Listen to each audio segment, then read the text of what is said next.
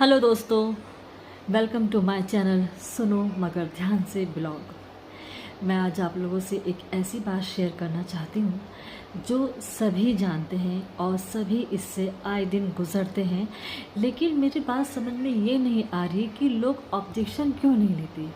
कम से कम ये बात तो मैं मानती हूँ कि एक से तो कुछ होगा नहीं। वो ज़माना गया जब गांधी जी अकेले निकल पड़े थे और लोग उनके पीछे पीछे थे। आज के ज़माने में कम से कम एक यूनिट बना सके, क्योंकि जैसे मैं अब आपको, जैसे मैंने कल ब्लॉग नहीं डाला था और मेरी तबीयत 3-4 दिन से बहुत ज़्यादा ख़राब थी। हमने अपना शहर छोड़ा है, हम नए शहर में आए हैं। मैं फ़िलहाल अभी किसी शहर का नाम नहीं लूँगी क्योंकि स्थिति तो सारी जगह की यही है। लेकिन अगर हम देखें, जब मेरी तबीयत इतनी ख़राब थी और मैं हॉस्पिटल गई तो प्राइवेट हॉस्पिटलों का हाल मैं आपको बता रही हूँ। गवर्नमेंट का तो सभी जानते हैं कि भाई वहाँ की स्थिति क्या होती है, तो वहाँ का तो कोई कुछ कह ही नहीं सकता।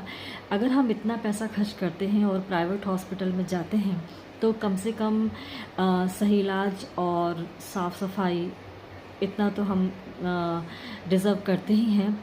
आप यकीन नहीं मानेंगे, इलाज की बात तो मैं आपसे बाद में करूँगी। पहले तो वहाँ का जो बाथरूम था वो मैं आपको बताऊंगी तो क्या, मुझे तो बोलने में भी घिन आ रही है।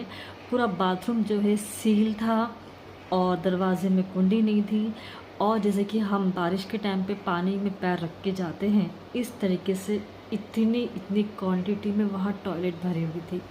अब आप बताइए कि हाइजीन हॉस्पिटल में कितना ज़रूरी होता है। कितनी कितनी तरह की बीमारी के वहाँ लोग आते हैं।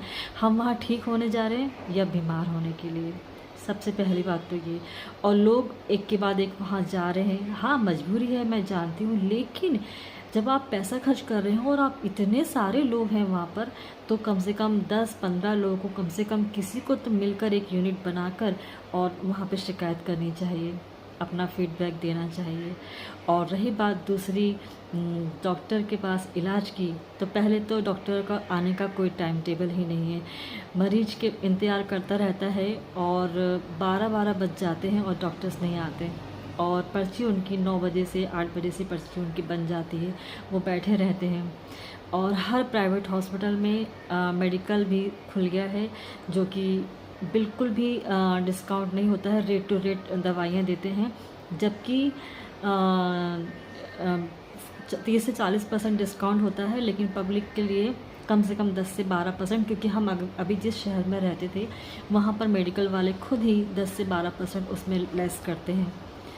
और पैथोलॉजी हो गई है हर हॉस्पिटल्स में,